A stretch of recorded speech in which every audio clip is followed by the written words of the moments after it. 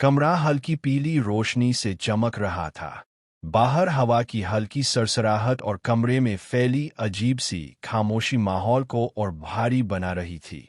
वसुधा चुपचाप फर्श पर अपनी चादर बिछा रही थी।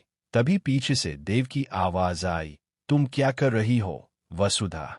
नीचे क्यों सो रही हो? हमारी शादी हो चुकी है, फिर ऐसे क्यों? देव की आवाज में शिकायत नहीं, बल्कि एक गहरी बेचैनी थी। वह कुछ कदम आगे बढ़ा, पर वसुधा ने बिना पीछे मुड़े धीमे लेकिन दृढ़ स्वर में कहा, मैं नीचे ही सोऊंगी देव। जब तक हमारे रिश्ते को देवी हुकुम का आशीर्वाद नहीं मिल जाता, तब तक मैं आपके साथ एक ही बिस्तर पर नहीं सो सकती। नई जिंदगी की शुरुआत बिना देवी हुकुम की मंजूरी के कैसे करूं? देव एक पल के लिए रुक गया। उसके चेहरे पर दर्द और समझ दोनों दिखाई दे रहे थे। वह वसुधा के पास बैठ गया और बहुत नरमी से बोला, वसुधा, मैं वादा करता हूं, तुम्हारा देव तुम्हारे भरोसे को कभी नहीं तोड़ेगा। तुम जो चाहोगी वही होगा। मैं कभी तुम्हें मजबूर नहीं करूंगा।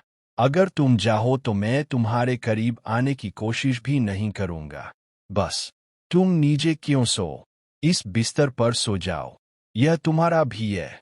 वसुधा ने धीरे धीरे उसकी ओर देखा। उसकी आंखों में हल्की नमी थी। वह चाहकर भी कुछ नहीं बोल पाई, क्योंकि दिल के अंदर दबी भावनाएं उसे भीतर ही भीतर खींच रही थीं। दोनों के बीच एक अजीब सी खामोशी फैल गई। प्यार भी था, दूरी भी, अपनापन भी था और डर भी। इधर कहानी में एक बड़ा तूफान उठ चुका था। चंद्रिका, जो देव की जिंदगी का एक अहम हिस्सा थी, वसुधा की वजह से अंदर ही अंदर घुट रही थी। अविनाश का उल्टा सीधा बोलना उसे और आग की तरह भड़काने लगा था। जब अविनाश ने हद पार कर दी, चंद्रिका गुस्से में उसका हाथ उठाने ही वाली थी कि बीच में दिव्या आ गई और थप्पड़ दिव्या को लग गया। दिव्या की आंखों में आंसू भर आए, लेकिन उसने रोते हुए बेहद दर्द के साथ कहा, मासा, आपका जितना गुस्सा है हम दोनों पर निकाल लीजिए, मार लीजिए, डांट लीजिए, पर प्लीज वसु और भाईसा को घर से मत निकालिए। उन्हें मत जाने दीजिए मासा, प्लीज। लेकिन चंद्रिका इस बार किसी की सुनने को तैयार नहीं थी। उसका दिल टूट चुका था। वह किसी भी कीमत पर देव और वसुधा को एक नहीं देखना चाहती थी।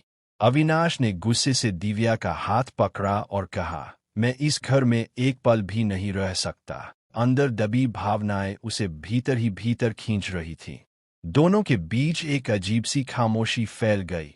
प्यार भी था, दूरी भी।